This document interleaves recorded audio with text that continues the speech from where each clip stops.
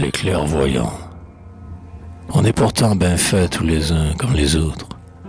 Mais les bourgeois se croient pas de la même race que la nôtre. Je vois ça. Quand il en passe un contre moi dans un chemin, s'il me connaît, il a l'air tout de même que je suis humain.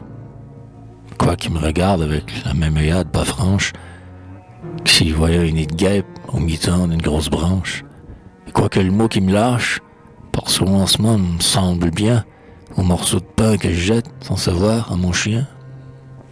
Mais s'il me connaît point, alors je suis invisible. J'existe pas. Il va arrêter en bois, que son air risible. On dirait que ruminant des peines ou des travaux, il a, pour ne pas me voir, on des œillères comme des chevaux. Ou bien, si de mon côté sa vue un peu se détache, elle me dit « T'es pas plus pour moi qu'une pousse de vache. » Ma foi, je fais de même. Alors je renvoie un beau jour sec. Et je dis à l'autre, un regard mauvais qui se croise avec. Quoique pour faire pousser le blé, la bouse de vache soit bonne, elle ne fait pas plus de cas de toi, tu ne fais de cas de ma personne.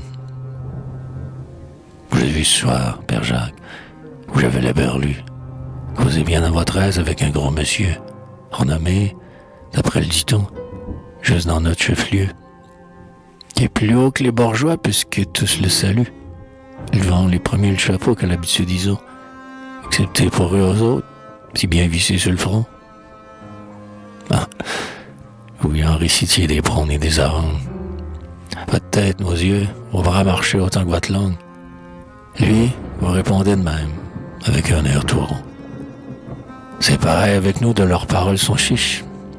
Du bien que lui vous parlait, vous écoutez si doux. Eh ben, c'est que ce monsieur, malgré qu'il soit si riche, savoir et d'argent est aussi simple que nous.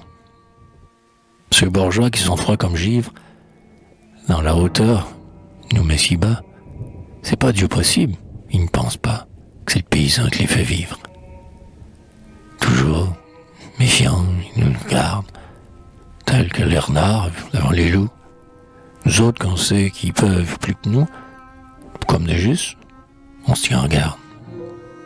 Même qu'on leur fait des tours de ruse, qu'on les attrape sans méchanceté, pour voir alors leur mine confuse, qui nous vengent un peu de leur fierté.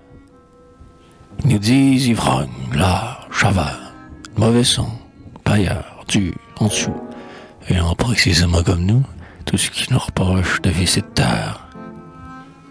En plus grand, puisqu'ils sont plus riches, moins brutaux, parce qu'ils sont moins vrais, c'est toujours pour leurs intérêts, comme la nôtre, que leur conscience triche.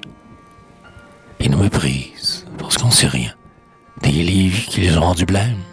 Des fois, en ayant eu le moyen, on en saurait plus long qu'eux-mêmes. Dans leur ville, le choléra, le peste, ils croient qu'ils sont les plus entiers. Campagnards instruits entiers seraient si bien seulement de leur espèce. À ça, faut dire qu'il y a peut-être des causes. Dans ce fourmilière du vivant, ils n'ont que le fabriquer, le mouvant, jamais le vrai ni le poser des choses. C'est notre solitude de campagne qui nous donne notre simplicité. Avec le foule pour compagne, ils n'apprennent que la vanité. Ces gens ne voient que les pavés de leur rue, que les murailles de leur maison. La nature absente de leur vue, naturelle s'en va de leur raison. C'est ce qui fait qu'ils savent pas reconnaître qu'eux aussi seraient peut-être bien miteux, qui n'avaient pas eu de chance de naître, de parents qui étaient riches avant eux. Leur flafla d'orgueil, ils le ramassent dans le mensonge de la société, sans se dire que toutes les choses qui passent sont égales devant l'éternité. Tous pareillement, on boit, on mange, on pleure, on rit, on marche, on dort. On est frères de naissance et de mort. C'est le genre d'exister qui nous change. À cause d'une autre qui serait plus beau, puisqu'il attache notre infortune à la terre, notre mère commune, notre nourricière et notre tombeau. Ils nous dédaignent, ils nous mettent à l'ombre, et ne nous parlent qu'aux grandes occasions. Pourtant, il y a des gens de réflexion, et qui résonnent bien dans leur nombre. Pas vivre pareil, ça met de la glace. Entre les en-dessus et les en-dessous, On a de place. Ferait-elle que nous? Comment ferait-elle qu'eux à leur place? Enfin, il y aurait moyen de s'entendre. Quand ils mettent les pouces, nous aussi, un coup de soleil là, l'autre ici, puis la glacerie va se fendre. Ah ben non, je cherche pas à ruser avec ce bourgeois de tout à l'heure. Si bon dans le fond, celui-là, j'en pleure, chaque fois que je sors de lui causer. Cet homme-là qui a l'esprit et le moyen, il ne reconnaît rien que la nature. Et ne fait pas dans le mal ni dans le bien différence entre les créatures. Dans sa bonté pour tous les hommes, s'il avait une préfération, ce serait pour ceux de notre condition, pour les simples résignés que nous sommes. Qu'on demande à ce monsieur de bon service et qu'il nous aide sans tapager. Si l'on ferait pas pour l'obliger tout ce que l'on pourrait de sacrifice, il sait bien, lui, qu'est notre existence. Que la serrure d'âme d'un villageois s'y laisse débarrer par un bourgeois avec la bonne clé de la confiance.